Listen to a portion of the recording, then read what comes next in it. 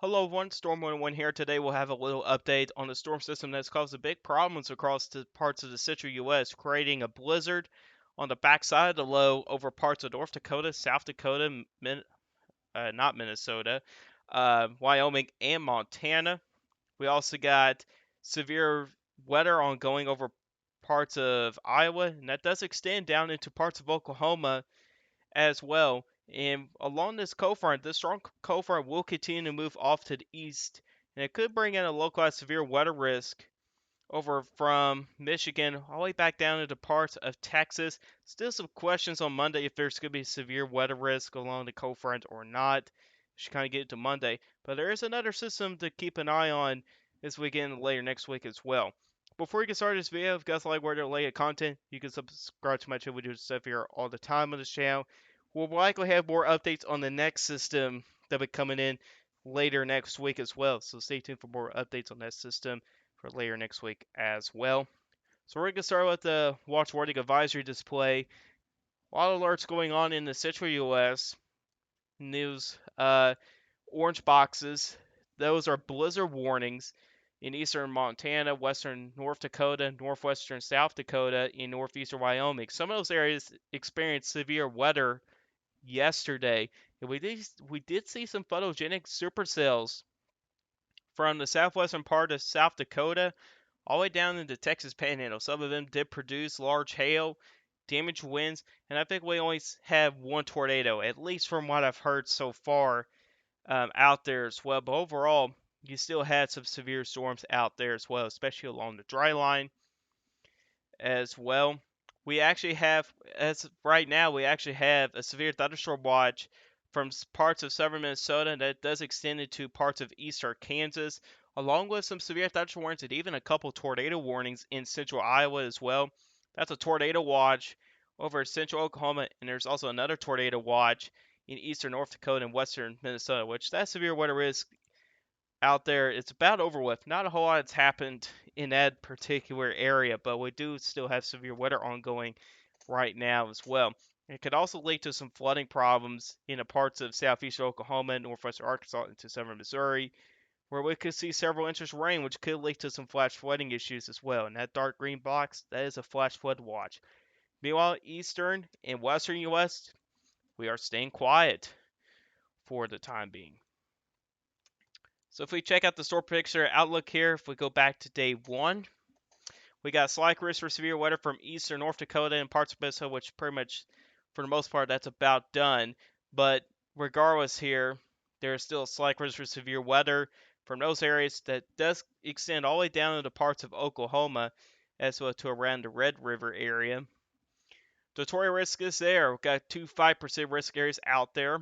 Damage winds and hail are going to be the main threats with these storms as well. Day 2, which is tomorrow, just got a marginal risk for Michigan that extends all the way down to Texas. It won't surprise me if we see a slight risk upgrade over parts of central Michigan tomorrow. So I'm also hinting on a pretty good environment there for some severe weather. And all hazards are possible in some of these areas as well. As you can see there, got a couple 2% tornado risk. It's a low risk, but it's not zero. But damage winds and hail will also be possible with some of those storms as well. Then on day 3, which is Monday, March risk over southern Texas. But there's another area we're watching for. It's possibly over parts of the Ohio Valley, maybe down to parts of Tennessee Valley as well. It really depends on how much wind shear we can see in that environment as well. So let's check out the HRRR model for the rest of the day here. You can see here thunderstorms about what's going on right now. Severe storms going on over parts of central Iowa out there. Damaged winds, hail, tornadoes possible with those. And then supercells develop in the parts of central Oklahoma. All hazards are possible with those as well. And eventually when the sun goes down, or especially when you get to the overnight hours, and I accidentally hit the wrong thing there. Whoops. Anyway, so you kind of get to overnight hours. Severe weather risk, maybe a localized severe weather risk could continue in a parts of Oklahoma. And oh yeah, by the way, look on the northwest side here of your screen here, or at the top left, I should say. The top left. Check out that little swirl, what's showing from the HRRR model. That's actually your low pressure system. That's pretty cool to see that from a weather model. And as you kind of get into Sunday here, check out up in Michigan here. If the herd model's correct, which I don't think it will exactly, shows a couple of supercells going on up in Central Michigan. There could be a pretty decent environment there for severe weather. And as you kind of get further back to the southwest here, there may not be a whole lot of wind shear to work with to get organized severe storms out there, but there's still a localized risk out there um, as well. And then again, there's still some questions as you kind of get into Monday as well, which doesn't go for an entire event yet for the herd model. But let's kind of backtrack a little bit. Let's focus on later today, which this is your significant tornado parameters, and you can see for the most part, at least in most areas anyway, it's not very impressive here with numbers. But there are some numbers out there that do suggest that conditions can be favorable for tornadoes in some areas as well. We're probably not going to look into soundings for today as severe weather is ongoing. But then again, regardless, conditions are favorable for all hazards on all of these areas as well, which includes the threat for some isolated tornadoes as well. Which this is the updraft helicity swaths. You can see here for that possibility for rotating thunderstorms. Any line here you see here, especially it starts to show some blue colors, indicate the possibility for some rotating thunderstorms as well. And those have the possibility to produce isolated tornadoes as well. So if you do live from southern Minnesota into central Iowa, which I know some of these areas are experiencing severe weather anyway, but if you're out ahead of those storms, definitely stay weather aware for the rest of the evening, as well as some of these storms here can produce some hail, damaged winds, and even isolated tornadoes as well. So if you do live out ahead of those storms that's currently going on right now, definitely stay weather aware as well, and also be prepared for severe weather as well. And then we kind of move on to Sunday, and this is a little bit different product here that I haven't shown here on the channel in a while. This is the story to Felicity. This is another way to look into story to Felicity. And I want to show you guys this in a much broader view here, instead of just by looking to pinpoint soundings here. And I think this, because I think you guys could get in a little bit of a better understanding here. So this is peak time heating on Sunday here, and really above 150 I consider favorable for severe weather. And you can see here, the numbers are not high, especially you get down in the Midwest and eventually back down into the Severn Plains. The numbers are not very impressive here. There are isolated 150 amounts, but that's just generally isolated in nature as well.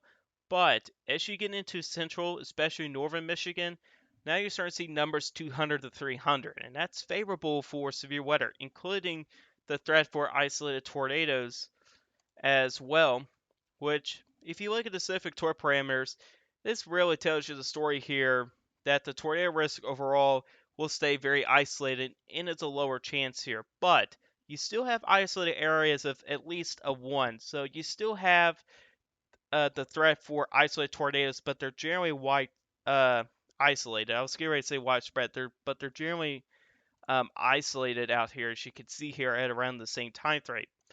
But then again, there's still isolated areas that could see a low wind tornado risk out there as well. So that's why you kind of have a broad 2% risk area over some of these areas as well. Which, if you look at the sounding here, then again, you're still having the issue here with story to Felicity amounts here.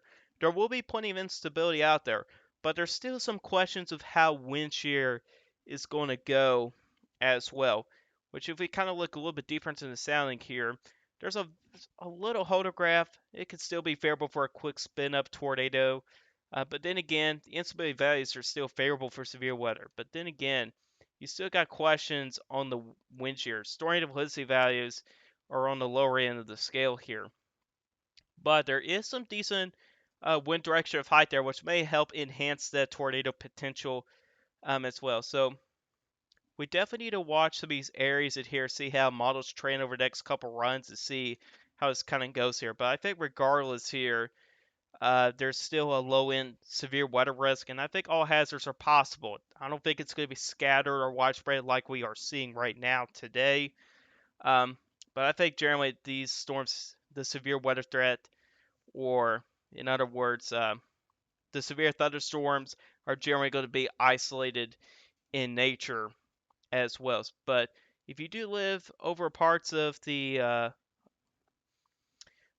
Michigan, that does extend, or in other words, if you live in the marsh risks like the SPC is highlighted, you still need to stay water aware. Even though the numbers are still low, the possibility is still there as well. So it's definitely something to keep in mind of as well. So we'll pay attention to the model run and see where they trend next here. If they begin to uptrend, that kind of raises a little bit of some concern about it as well. And you can see here as you continue over the next couple hours, you can see here when it comes to circulatory parameters, very isolated 1+ amounts out there. But regardless, their conditions could still be favorable for some isolated quick spin up tornadoes out there as well. You also need to keep in mind that gusty winds and hail will also be possible out there as well. But then again, it all depends on how much wind shear can we see here. Because if it trends higher with the wind shear values, that can increase severe weather. Because regardless, there's going to be plenty of instability out there to work with as well. And then as you kind of move on to Monday here, our strong cold front does continue to move off to the east, but there are going to be some thunderstorms that do redevelop along that cold front as well. And there's still some questions here. It's the same situation back on Monday. Well, similar situation, I should say. Is that how much wind shear could we see? Because there's going to be plenty of instability. Like if I show you guys the instability values. Oh, wait, by the way, this is the high-res NAM. If you check out the high-res NAM, there's plenty of instability. When you get those blue colors, that's at least 1,000 joules per kilogram. And that's favorable for some severe weather. It's even got isolated 2,000 plus out there. This model sometimes have a tendency to be a little overdone on the instability, but I think it's generally going to be around 1,000, maybe as high as 1,500 in general. But then again, there's still questions of how much wind shear could we see here. If you check out the superset composite at the same time frame, the numbers are not really impressive. But where you see these two numbers, they're generally isolated in nature. But if we do get a sounding like in southern Ohio, so let's check and see what the sounding looks like. If it does load anyway. What you're going to see, if you look at most soundings within the severe weather risk area, you'll see a very similar situation. Plenty of instability, but wind shear is lacking. Look at the story to felicity values. They're generally below 150, even below 100. So conditions are not really favorable for severe weather. There could be a strong storm, but overall, it just doesn't seem very favorable. If there is a severe weather risk, the main threat will be gusty winds. I don't really see a tornado risk. There may be small hail with some of the stronger cells, but really overall, the severe weather risk overall for Monday is just not really there at all. There may be a strong storm or two out there, but really overall, I don't see a severe weather risk for Monday. It still could change over the next couple days or over the next several runs, I should say. But we'll keep an eye on it. We'll give you guys another update if there's any major changes with tomorrow and Monday setup as well.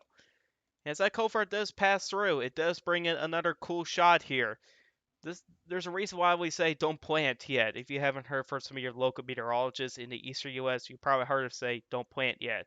Because this is why here. You get this pretty decent cool shot here, especially in the northeast. We're likely to see lows below freezing in the northeast, and that's going to lead to a freeze threat out there. Even areas in the parts of the Ohio Valley in the mid-Atlantic, we're also going to see that frosted freeze threat as well. So there's a reason why that we say don't plant yet, especially here in the Ohio Valley, maybe after Mother's Day. Really, sometime late May is really when you could plant. But right now, it's too early to plant for the time being because you're still going to see these frost and freeze threats over the next couple weeks or so. But that cool start doesn't last very long though. As we get into about Thursday or Friday later this week here, high pressure is over parts of the Carolinas, and that brings us back into that southerly flow. You got a warm front that is situated out here. That's going to bring in another round some milder air.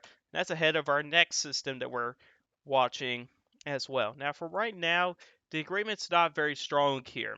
Like, we'll show the GFS for right now, but if the GFS is correct, really, if we actually back this up a little bit to about peak time heating on Friday, you got a strong 988 millibar low over the Nebraska and Kansas border. There's actually no thunderstorms in the warm sector, which probably tells me that a lot of it may be capped. It could break later in the day, but I should note here timing's going to change as well. This is just a model output, but it does show a decent severe weather setup here. Maybe beginning as early as Friday into Saturday, which Saturday looks a little bit interesting, I will say here, from the GFS anyway. As we look into the GFS model here, peak time heating on Saturday here, you kind of get this little triple point setup here over parts of the Midwest, possibly into parts of the Ohio Valley as well. And at the same time here, we actually got a negatively tilted trough. It's not a very large trough, but it is negatively tilted here, which kind of leads to a localized severe weather risk. Now, then again, not all models agree with this. This is just the GFS model. If I show you guys the Canadian model, it shows something pretty different. The European model is similar to the GFS, but it also still shows a pretty different outcome. It's actually not as favorable of a severe weather setup as the GFS. So there are some differences with the models here, but this could potentially be our next system to watch here for the possibility for severe weather. So it is definitely something to watch here for now, but regardless here, it is going to bring another cool shot here over parts of the eastern U.S. as well as we get into the first couple days of May. But anyways, guys, that's all for you guys today. Hope you guys enjoyed this video. Guys, like this video, hit that like button. If you're new to my channel, hit that subscribe button. Hit the bell notifications so you never miss an upload. If you guys have questions about this, put a comment section down below. I answer you guys questions, and I'll see you guys in the next video. Goodbye and have a good day.